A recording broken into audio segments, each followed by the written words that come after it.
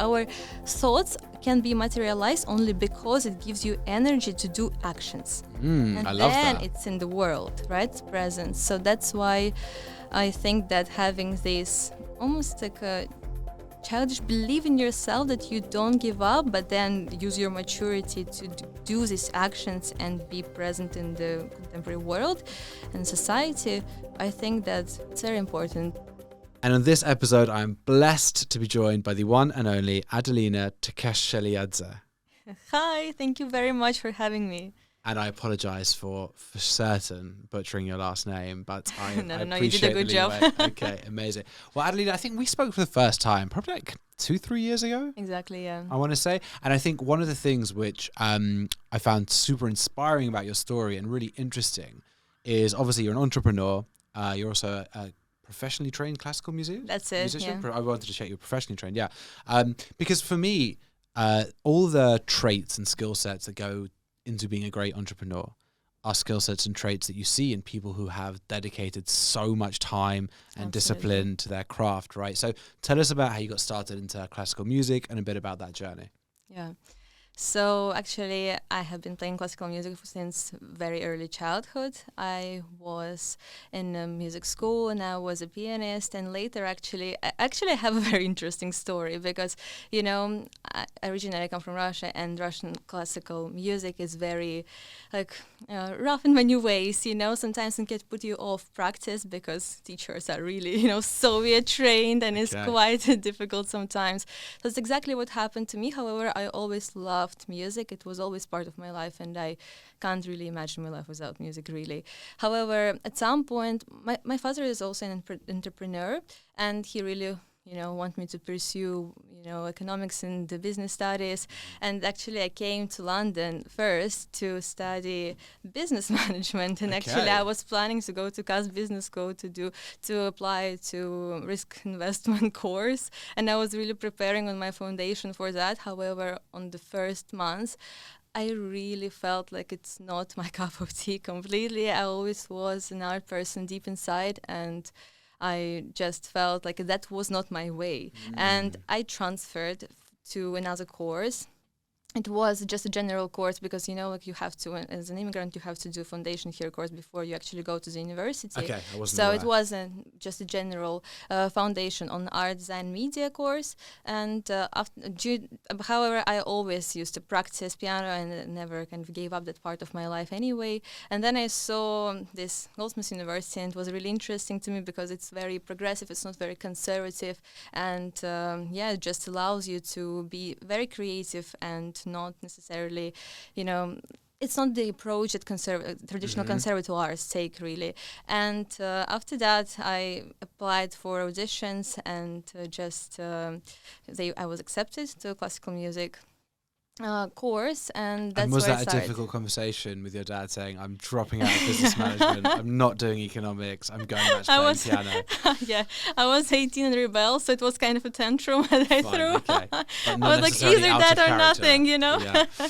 But I genuinely felt like it was my way. And right now I really understand that, sometimes you have to listen to your gut, really. And I think you always have to listen to your gut, absolutely, to be honest. yes. And I genuinely feel like without having to go through this path where I was a professionally trained musician, where I had to really understand what it feels like to dedicate all your life, really, because there was no social life, nothing, because I had to practice since early morning until the evenings. So that's great practice of being an entrepreneur. Just getting rid of the social life is a good start. It's a great discipline because playing an instrument requires this discipline. Yeah. So, and I really understood also this part when it comes to frustration, when you spend and dedicate so much time, when you commit to your art, and then not being able to get job opportunities and really to sell yourself, because this is not what they teach you in universities. This is a problem that many artists really struggle with, and this is how I realized that there is this problem that I wanted to solve somehow, and this is how the idea for my platform was born. Super interesting, because I think, if you're just looking at a craft or a talent in that way, intrinsically, then obviously the discipline which is required to become good at it is all down to you, right? If your discipline, if you work hard, you will make this work, right? Because it's a solo activity in that sense. But then obviously when you start getting into the environment of trying to make money as a classical musician, for example, that's obviously when external circumstances come in. Exactly. And now it's like, okay, no matter what I do in this part, that doesn't necessarily equate to success in that outer world. Again, very similar to being an entrepreneur. And was that part of the reason why you wanted to start helping these people? Yes, exactly. Actually, when you say that this is a very solo journey, the reason why I really wanted to do this business is because I wanted to be more out there with other people, because especially as a pianist, it's not necessarily an orchestral instrument where you are always surrounded by people. Also, my master's was in contemporary composition. Composing is also a very lonely job. Right. And I have dedicated and committed so much time to it that I really understood that I want to be out there in the real world with other people a little bit more, because we are sociable creatures. It's extremely important to be out there. This is how you learn about yourself, how you reflect on other people, how you really understand your weaknesses and strengths as well. So I really create this path for some reason, and now I understand why, because it completely shifted my understanding on so many things. And yes, absolutely. Also, artists in general, they are very humble, very people who really don't like this process of sales. For some reason, they even think it's not something pure, and Right. so art is somewhere there and sales are just down there, at the very bottom. However, they can't survive without that bottom chain, as they think about it, right? And I really also try to change this mindset when I talk to people. And actually, I also had to do some work on my mentality about this, because your art can be not necessarily wanted or in demand, and you really have to sometimes amend it and do this kind of product development in a way on your service as well. So it's actually in demand and also sells.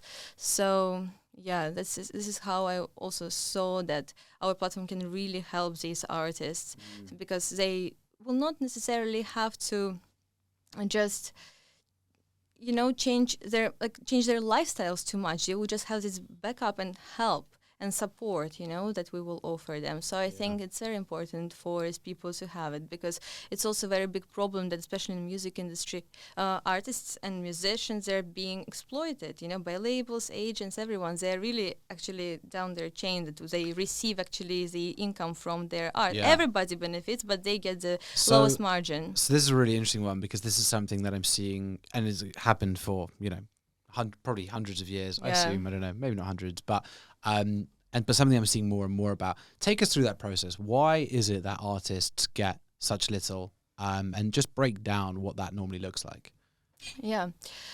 So, why is this happening? It's a very good question. Exactly. I think that historically artists are just not people who have this business mindset in the first place. They really focus on the art, and it actually requires such a discipline, such a dedication, such commitment that you have to completely swap your understanding and your approach in order to actually start selling it, and it's not easy to be on one side and suddenly just go to another side, right? Like where you're creative and have this inspiration and so committed and deep into the working process, and then you suddenly have to completely switch your mentality and be able to see it from a very detached perspective, where you look at it not as your piece of art, but at your product, right?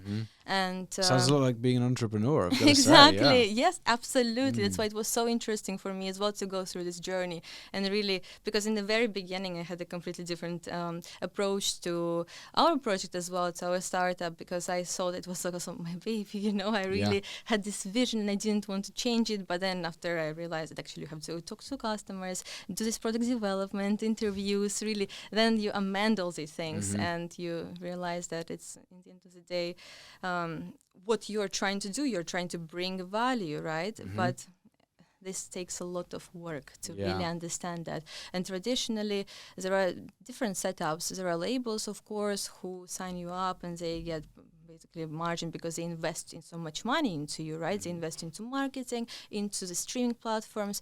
They distribute your music. They sign up with other partners with venues, everything, right? So obviously they do all this work for you that you wouldn't be able to do necessarily yourself, because if you think about, each artist is also kind of a startup, right? Yeah. So Definitely. So it's all as a label like a VC. In this exactly. comparison. Absolutely, Okay. yes.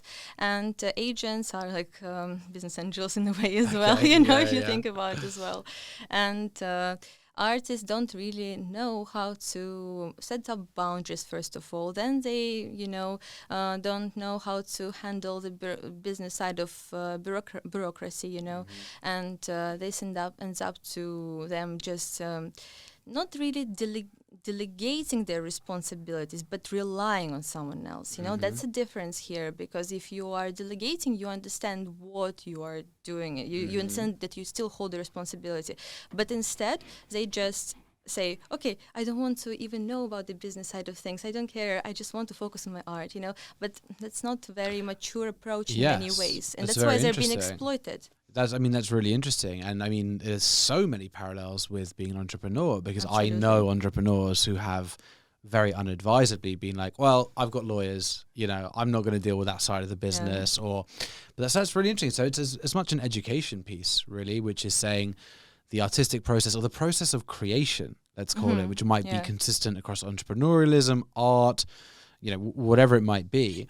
The process of creation, if you're just doing it for the intrinsic value of creating, then, fair enough. And if that's what you're getting satisfaction from. But if you are looking to monetize your creation, you can't just brush off the business elements, right? You've got to stay really integral. So with the business that you're building now, tell us a bit about it, and how are you helping artists monetize their art? Yeah, of course. So our business is called Sul Pont, and we are changing the way that how artistic services can be purchased, because when it comes to hiring people, it's always a complicated process. You need to tackle so many issues, such as availability, really finding this right person, understanding whether they're good or not. How do you know? How do you measure this? Because you don't understand, right? You don't have this education and necessarily. And some people have good taste, good hearing, and good understanding about it. However, not everyone. And currently, we are targeting businesses who want to hire artists for their corporate events. This is our beginning. However, we are looking to expand further as well. And we want businesses, let's just go from this way. So if you're making an event, right, so you can go to our platform in a text form. You can describe your event and answer some questions when it comes to availability. What artists do you need? For example, you need musicians, photographer, videographer, an event host, let's say, or some dancers or other form of entertainment.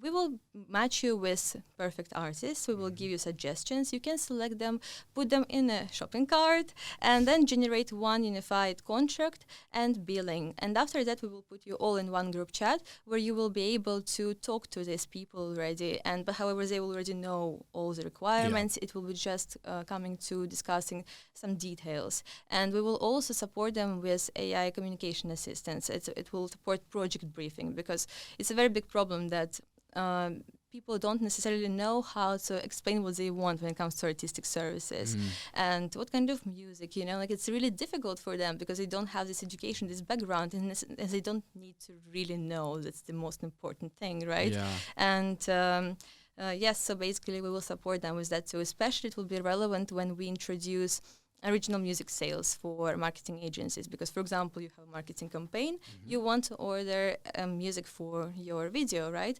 And how do you say and how do you explain what exactly do you want, right? Yes, So do you want having done that before, it's difficult. Really? Yeah. Did you? Yeah. How was it? So for my last company, Real Sport, so we were a sports media platform as well as content creation toolkit, and we were creating hundreds of pieces of content a week, and we had three parts to the platforms. We had sort of free content, we had sponsored content where we were working with brands to build that content, so Domino's Pizza, Lucasade, and then we had a premium subscription tier where we were creating our own really, really high quality content. So we were doing stuff with like MMA fighters, looking at their diets and just, really, really interesting, really cool stuff. But we were having to do as much syndication as possible to try, and we were working with producers to create tracks for us, exclusively. It's actually something we did with Dabier and Idiot Savant. We produced a few tracks with them, interestingly.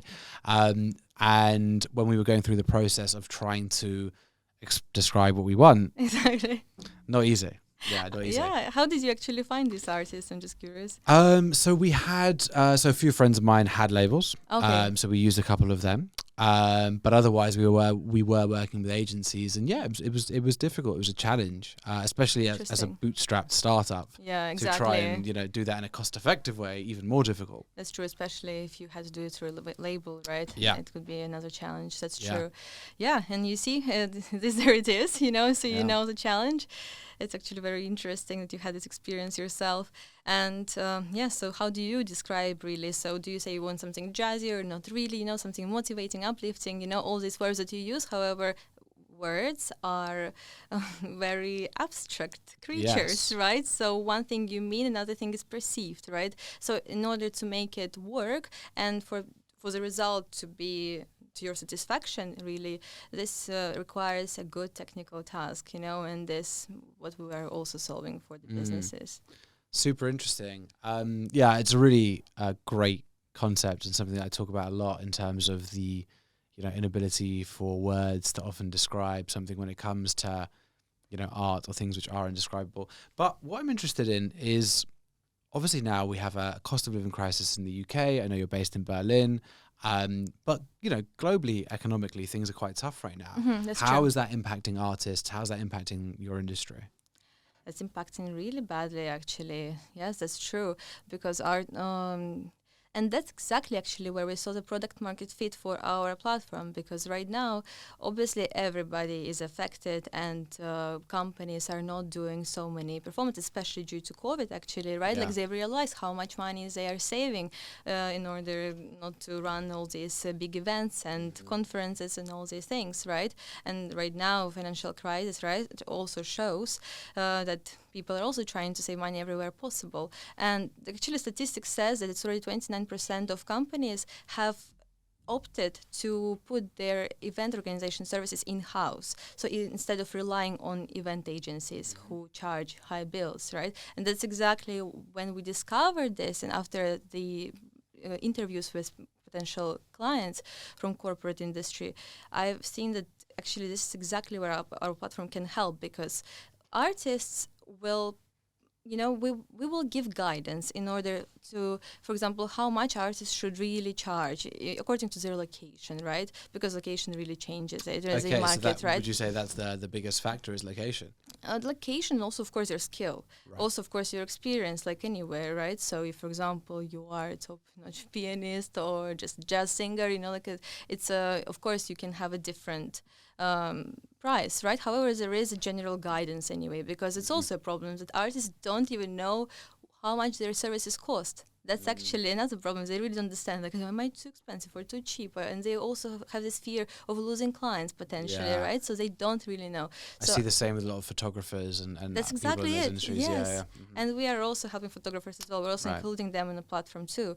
And that's exactly it. So that's why, however, we decided that we will let market decide for itself. We will give guidance, but they will set their prices, according, because also it varies. You can't really set it strict, because it depends on hours, how many hours you have to commute there, so everything. Like, so there are so many details, that are involved. However, yes, and I really think that this approach will give them more job opportunities, because it will be more accessible for people to purchase artistic services.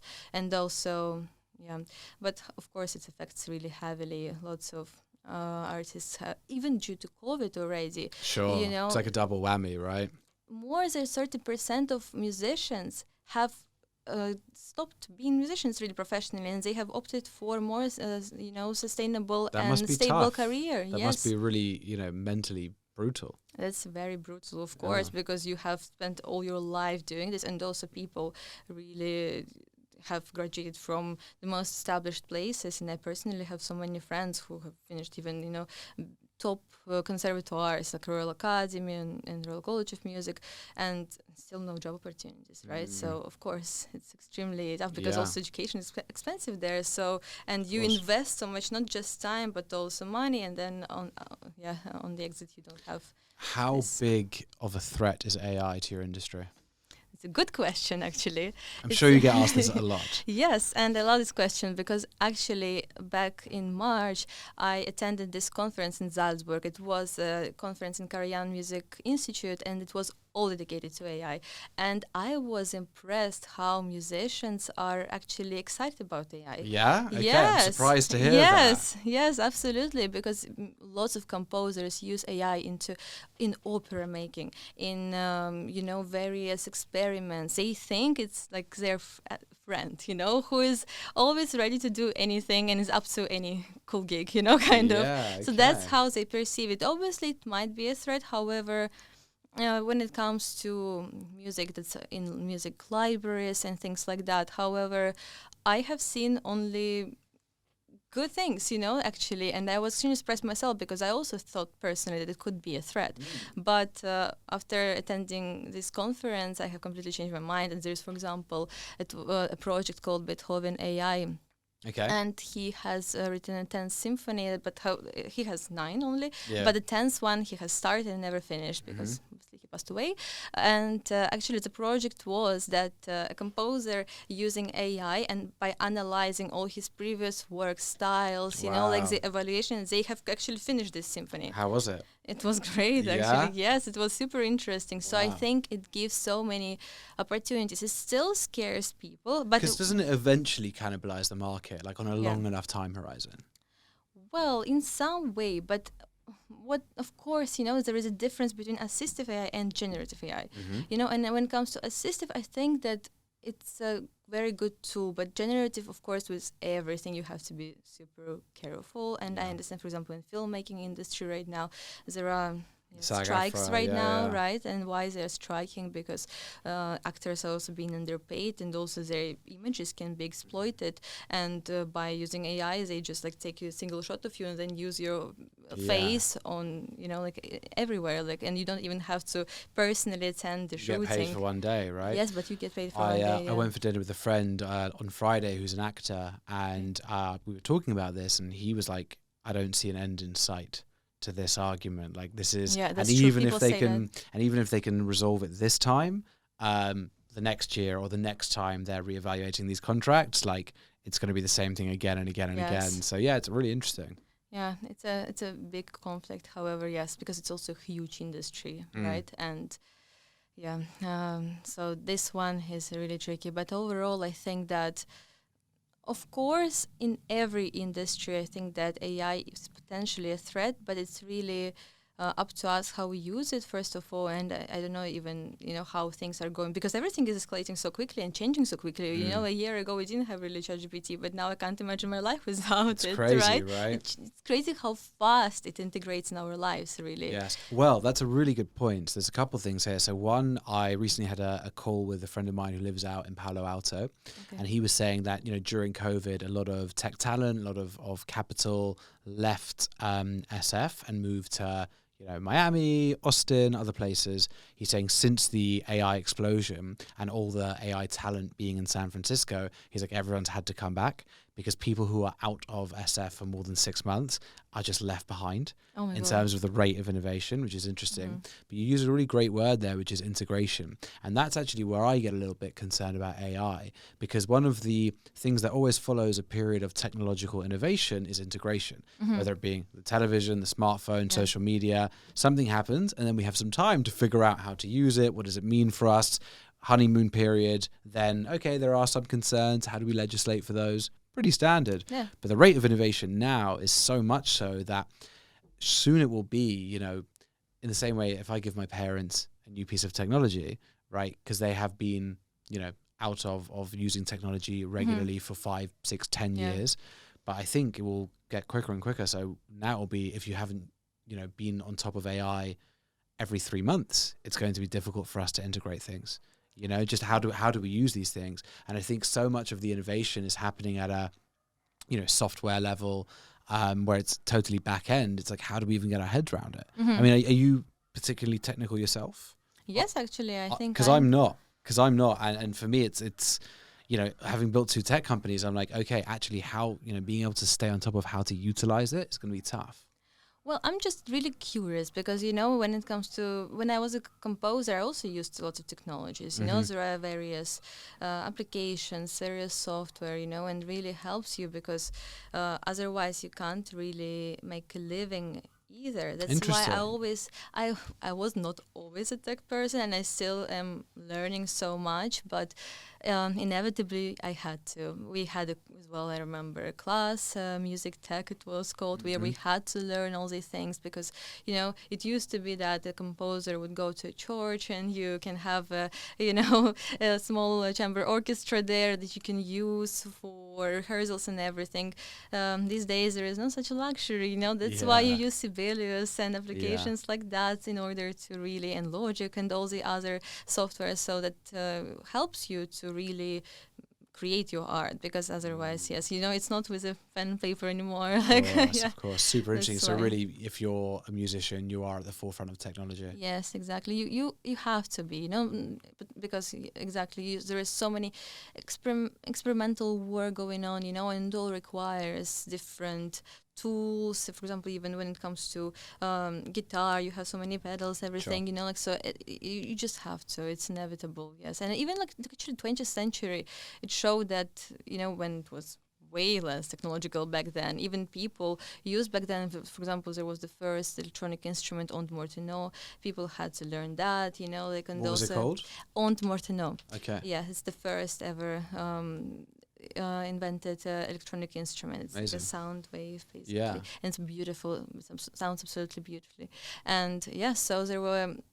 I think that composers always had to be innovative in these ways, because also because what's art in the end of the day? It's a reflection of today, and in order to really feel the environment around you and be able to reflect it in your art, you really need to be up to date, Otherwise, what's the point of being back then, if today is today? So, yes, of course, I'm still learning so many things, but I'm really curious always. When there is something out there, I'm very curious to try. Yeah, okay. Super interesting. All right, I have 5 questions for you that I ask everyone. Okay. Not quick fire or anything.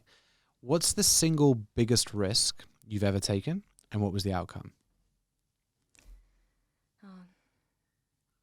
Interesting question. Probably, actually, I think when I changed completely my path in my education. I came here one more time as we started this conversation. I came to study business and economics and all these things, financial industry related to. However, I have changed my path completely and chose to become an artist, and I definitely think it was the biggest risk for me because it shaped my life, really. That one decision has shaped all my life until today. And I think that was the best decision. Nice, okay. Yeah. And what are you proudest of? Proudest of? I think, probably of being able to attract really incredible people, because I'm super grateful of this. And there is a saying that it's not it's not something that I did. These people are so incredible, but it's definitely something that I should be proud of, that they're next to me and they're walking by me, Yeah. And I have an incredible team. I have an incredible co-founder. His name is Arthur, and he's a CTO in our startup. And without him, I couldn't do this because, it's always a teamwork. It's always the people that you are sharing your journey with. And I'm very grateful and very proud that I was capable of attracting these people and working with them for such a long time already. And now our team keeps expanding, and also we are onboarding currently a new team member, and she's also incredible. And all these people are very talented, very mature, very driven, and it's amazing that they want to be involved into Sul Pont, So I think that's something I'm really proudest of. That's great. And I think great, lesson for every entrepreneur is gratitude is so important Absolutely. on that journey, right? There's, you've got to always keep yourself in check, remembering all the opportunities that you have, the amazing people that you work with, and because how long have you been working on the platform now? It's been on and off, On and like, off, so yes, we started the initial idea, 2 to 3 years ago. Mm-hmm. However, we stopped for some time because there were some political issues, all of the things, like my co-founder had to relocate and all these things. So we stopped for, I would say almost a year. And then we commenced the project. And now I would say that we have been working very intensively on it for, more than a year now. Nice. But that's a kind of, I understand. And how did it feel having to take a break at that point? And how was it to bring it back together? Because I think that can be a really, really difficult thing. That's true. That's very true. It felt, in the moment, it felt like there was no other decision really to take, because it was such because political situation, the war and everything, it was such a depressive time, and still is really, because it's not ended, and there was no really other solution at that point, and everybody felt so down really, and out of energy, out of resources. People were shocked and in panic, what to do next, so so that's why I don't think that we were capable of continuing it back then, and it's very good that we have taking this rest. Otherwise, we would have burned out and never continued. So I think it was a very good decision that we did that, because then we, my co-founder settled in Amsterdam. I'm in Berlin right now, so relocated and all these things. So we now are more, full of energy and ready to really continue with, so basically it's a new kind of chapter of the project. Yes, that's great. That's great. And you're right, being able to, I suppose, trying to put a good spin on everything, right?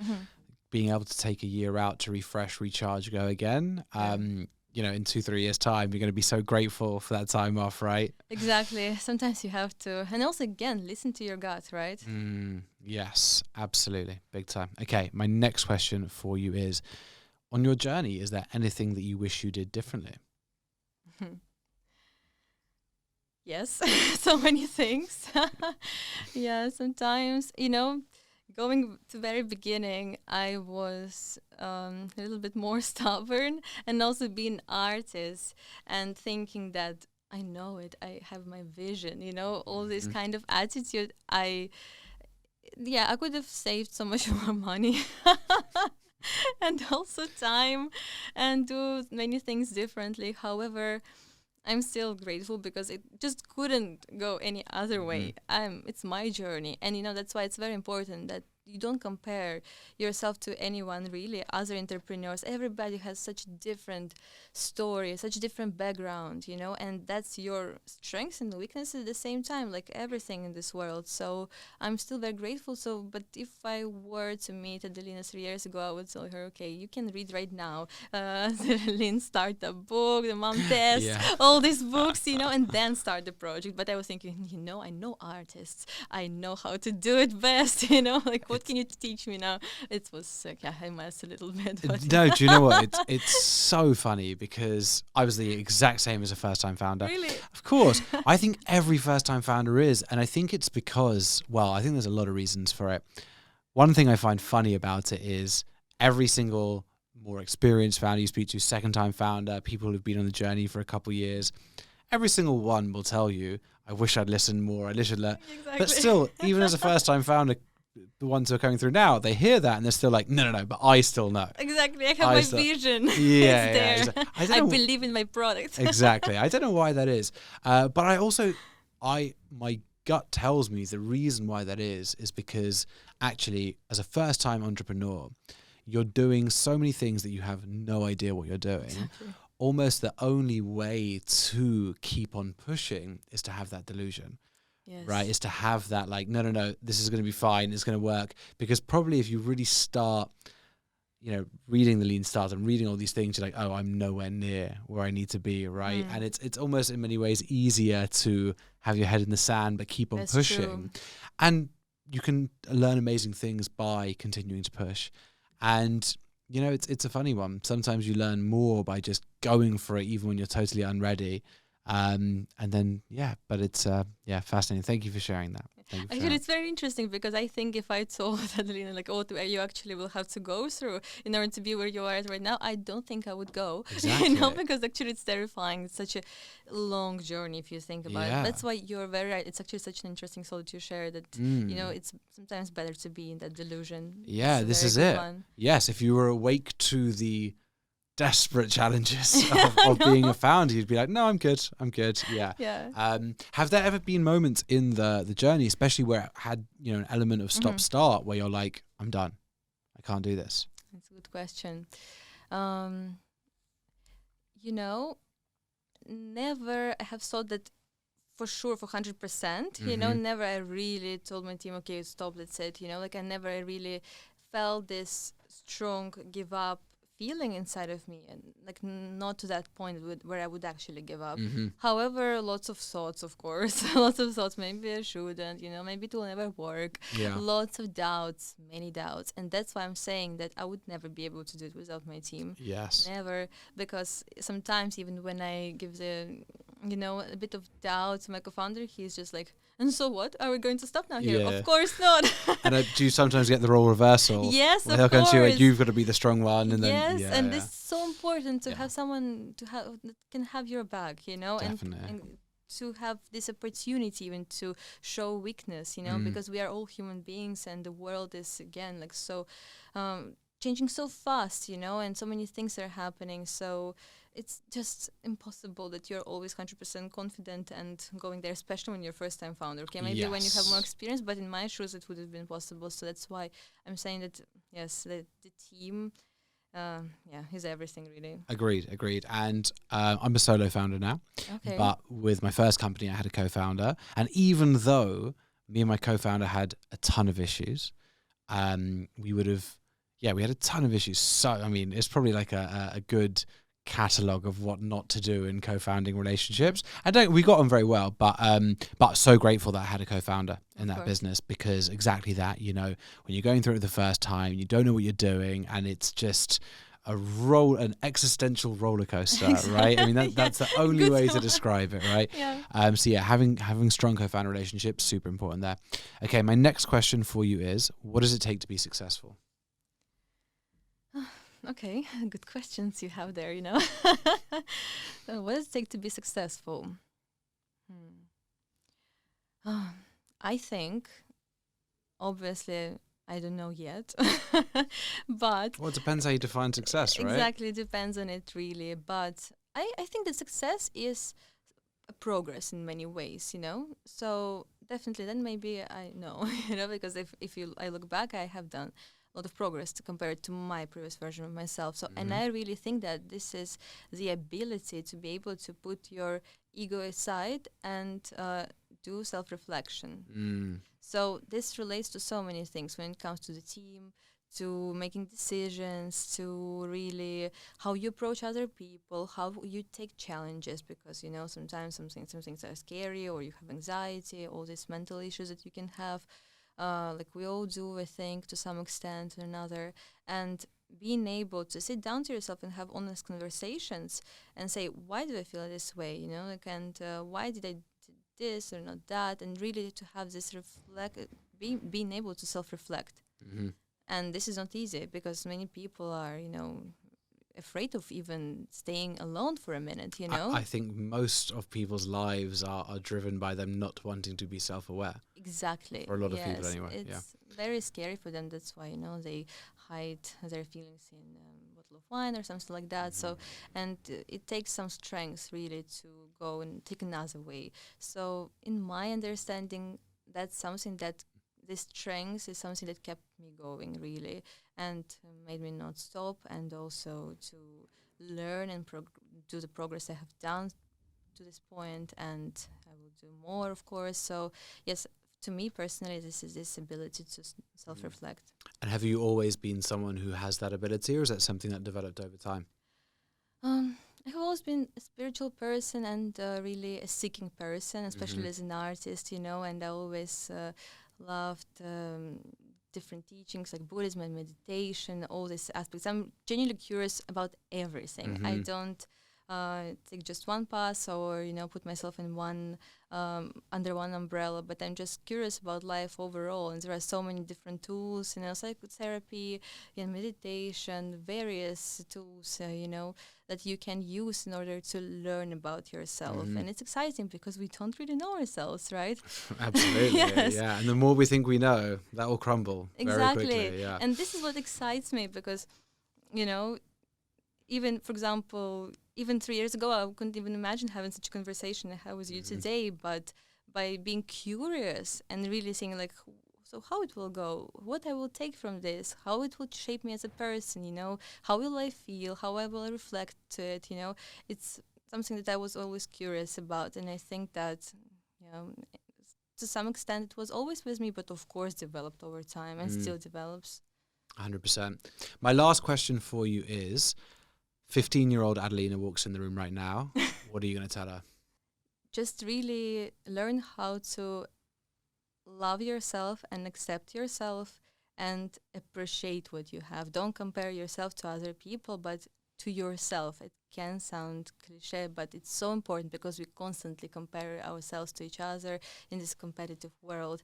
And I would definitely tell her that she shouldn't do this. She should only look inside and listen carefully, not being distracted, and just keep pursuing dreams. It's so important to have a dream because it really drives you, like it gives you this energy inside that you can then realize. Because I don't really believe that, people say that, okay, just follow your dreams. Like, okay, our thoughts can be materialized only because it gives you energy to do actions. And I love then that. it's in the world, right? It's present. So that's why I think that having this almost like a childish belief in yourself that you don't give up, but then use your maturity to do these actions and be present in the contemporary world and society, I think that it's very important. So that's something that I would tell her, definitely. Yeah, amazing. I mean, that's a fantastic answer.